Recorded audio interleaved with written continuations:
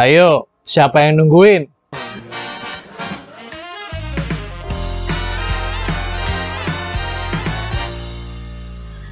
Hai, saya yang barusan liburan ke Jogja. Selamat datang di 2023 and to my detailed breakdown of the new NHK R1 Max. Bisa kamu lihat helm terbaru ini ada di depan saya dan di sebelah kiri saya, sebelah kanan kamu. Saya punya the original S1 GP Pro yang merupakan pondasi utama dari helm ini. Ayo minum setiap kali saya bilang S1 GP Pro. Saya akan kasih tahu kamu beberapa hal buruk, lalu beberapa hal baik setelahnya. Kabar buruk dari helm ini memiliki total harga 400.000. Visor sudah tidak lagi ekstrim, jadi siap-siap kehantam angin. Sudah tidak ada lagi pin lock post, buhuhu. Tidak ada double D-ring, dan yang terakhir tidak ada lagi busa yang cukup premium. Itu kabar buruknya. Kabar baik ya, ada beberapa. Helm ini saya beli dengan harga Rp520.000 menggunakan teknologi yang sama seperti S1 GP Pro. But I will tell you something. Helm ini lebih simple dari abangnya. Apakah worth it dengan harga segini? Ya nggak tahu, makanya kita test drive dulu. Saya beli dan langsung cobain di Jogja, jadi walaupun liburan tetap menyibukkan diri dengan konten. Diam. Seperti biasa, tanpa basa-basi, let's take a look at the helmet itself. Again, kamu melihat sebuah helm open face dengan sport ataupun sport touring oriented. Dipakai kerja harian, sekedar ke pasar, nongkrong dengan teman-teman klub motor, dan bahkan menemani ukti minum boba, helm ini siap akan hal-hal itu. Saya hanya melihat SNI dengan outer shell terbuat dari advanced thermopolymer dengan bobot seberat 1,430 kg. Jika kita melihat helm ini 360 derajat, dan sebelum kita menuju ke nuansa-nuansa apa saja yang ada di helm ini, seperti biasa, saya memilih warna solid putih dan setahu saya baru ada warna-warna solid saja deh ya. Dan belum ada warna yang grafik. Jujur saya suka sama nggak suka dengan desain helm ini. Nggak sukanya karena kombinasi warna putih dan hitam. Warna hitamnya dominan banget. Saya paham kok kenapa mereka mengambil kombinasi seperti ini. Cuma ya rasanya seperti helm belum rampung aja. Seperti helm prototype. Sukanya, lihat mereka menggunakan logo segede-gede bagong ini lagi. Yes, mereka kembali ke ciri khas mereka. Kalau nggak ada logo-logo segede bagong kayak gini, minimalis dong ya. Autonya main user S1 GP Pro dong. Gimana? Again, this is just style preference, my personal preference. Buat yang belum melihat in-depth review saya tentang S1 GP Pro, bisa klik di kotak di atas ini.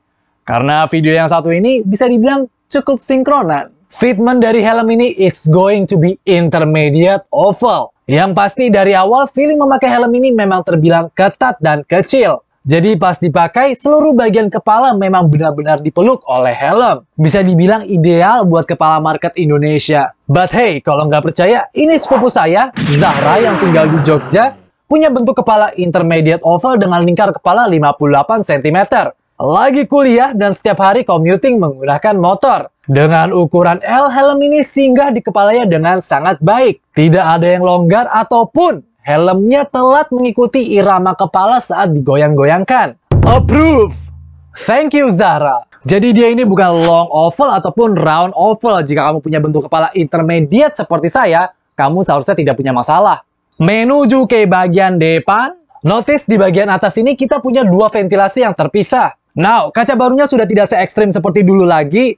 Jujur, saya suka. Tapi tunggu. Kita bahas itu sebentar lagi. Balik ke ventilasi lagi, kamu akan punya dua ventilasi di atas ini. Cara bukanya tinggal tekan di bagian belakang. Tapi jujur, buat user baru, kemungkinan akan rada sulit ditemukan ya menggunakan sarung tangan. Karena mungkin belum terbiasa saja. Mungkin juga karena desain ventilasi ini panjang dan juga keren. Tapi sistem operasinya ada di belakang sini dan rada kecil. Tapi gimana rasanya? Well, karena mengambil genetiknya dari S1 GP Pro, ya aliran udara baik. Tunggu. Ini seru, saya bahas nanti, saya jelasin kenapa aliran udara di dalam helm ini terbilang baik. Tapi biar kamu puas, yes, dua ventilasi ini berfungsi.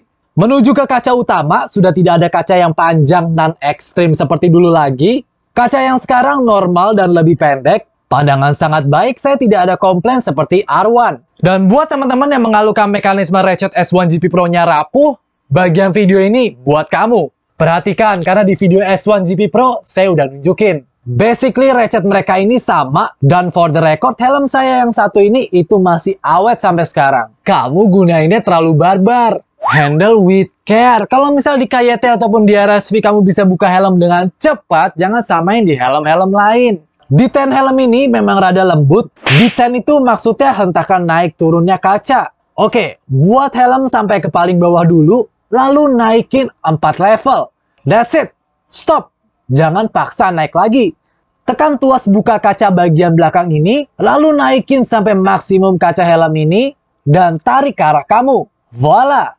Kaca akan terbuka. Kalau kamu skip informasi bagian ini, kemungkinan kejadian buruk yang sama akan terjadi lagi, or at least ada yang pecah. Tapi kalau pada dasarnya banyak orang yang kesulitan membuka kaca utama pada helm ini, mungkin kedepannya NHK bisa mengganti dengan sistem yang lebih simpel dan nggak ngebuat jari sakit. Tapi so far, saya nggak ada masalah dengan helm-helm ini. Sun visor sama percis seperti S1 GP Pro, no complaint. Intensitas warna hitam, panjang lebarnya juga pas ketika saya gunakan lintas kota. Menuju ke bagian belakang, kita punya spoiler. Efeknya hampir sama seperti dengan abangnya, yaitu memberikan kestabilan pada saat speeding. Helm ini saya rasain tidak mudah goyang ketika keterpa angin di antara gedung-gedung pencakar langit gitu. Spoiler ini juga berfungsi untuk ngurangin drag ketika lagi 3/4 atau sedang lagi benar-benar ngebut. Di dalam sini terdapat 2 ventilasi yang pasif yang akan menarik udara panas dan lembab dari dalam helm keluar menuju ke belakang. Tenang, spoiler ini nggak akan nyolok mata si pembonceng kok. Now, sebelum kita perlahan menuju ke bagian jeroan, let me grab my donut. Saya suka padding di bagian bawah sini. Pure didominasi oleh warna hitam. Kita juga punya sistem pengunci ratchet di sini dan tidak perlu terkejut karena ini adalah jawaban dari NHK buat orang-orang yang mengeluhkan S1 GP Pro terlalu ekstrim. Now, jika kita mempreteli busa-busa helm ini, satu hal yang saya suka terhadap apa yang sudah mereka lakukan adalah mereka tahu kita akan menggunakan helm ini setiap hari, jadi mereka memberikan kualitas busa yang baik juga. It's going to be eyeglasses friendly. Saya suka cara mereka memberikan informasi bahwa dia ini support buat para pengguna kacamata tanpa memberitahu bahwa mereka ini support buat para pengguna kacamata. You know, tag warna merah di samping helm itu. Juga kita punya potongan speaker untuk Bluetooth unit di sebelah kiri kanan. Memang bentuknya kurang begitu dalam, but hey, bentuk speaker intercom bervariasi juga ya kan?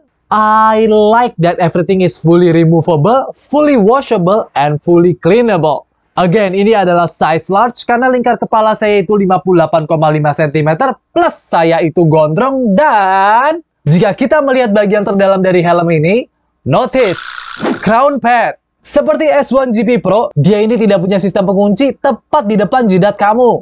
Tipe slide in ini adanya di depan sekitar alis kamu atau area yang tidak bersentuhan dengan kulit kepala. Efeknya itu apa? Mereka mengeliminasi potensial adanya pressure point di area kepala kamu. Anyway, bagian yang sering terlupakan, busa yang berdampingan dengan tali pengikat helm ini juga empuk dan lembut loh. Jeng jeng, kita punya potongan 3D yang baru. Berbeda dengan R1, berbeda dengan S1 GP Pro. Pada tahu paha bayi nggak?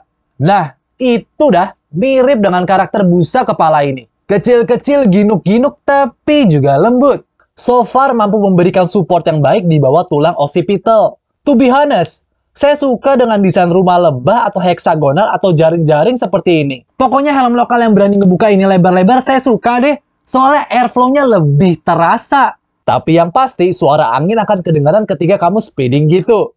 Kiri kanan cukup seimbang, tapi yang kiri rada sedikit kit-kit lebih berisik ya. Itu saya notice banget ketika saya coba tutup aliran udara dari bawah kiri leher. Nah, itu langsung ketutup deh suara anginnya. And again, lagi-lagi NHK memberikanmu kesempatan terbaik untuk tetap nyaman walaupun lagi speeding ketika berkendara, and make sure kamu fokus dalam perjalanan kamu.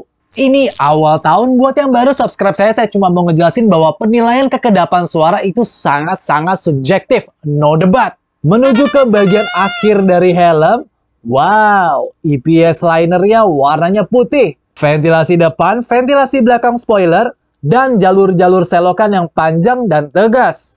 Angin datang dari depan dan terbawa menuju ke belakang menuju ke exhaust port. Pastinya kamu akan mendapatkan level aliran udara yang baik dengan ventilasi terbuka. Angin akan terasa di mana? Pada tahu unyeng-unyeng kan? Nah, yang saya rasain dengan ventilasi dan tipe busa seperti ini, angin jatuhnya tepat di daerah atas belakang kepala saya gitu. Hey, terima kasih kepada Mas Irfan Priambodo dan Kak FBR atas donasinya. Yes, sudah 2,75% terkumpul. Sisa 97,25% untuk spesial video KYT TT Course. Size comparison. Ini ZS611, oli terbaik motor Matic, helm yang paling sering saya lihat di Jogja, R1, dan helm terbaik 2022, S1 GP Pro. Mari kita menyelam lebih dalam lagi. Jika kamu melihat helm ini, kamu pasti akan berpikir, kok tumpak plek ya dengan S1 GP Pro?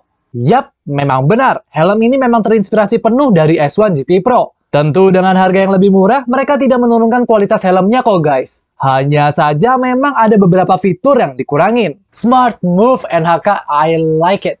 Cuma, lagi-lagi memang nggak bisa masuk bagasi motor aja. Kebetulan teman saya membuat desain R1 Max versi Vision dia sendiri semenjak Desember teaser helm ini rilis.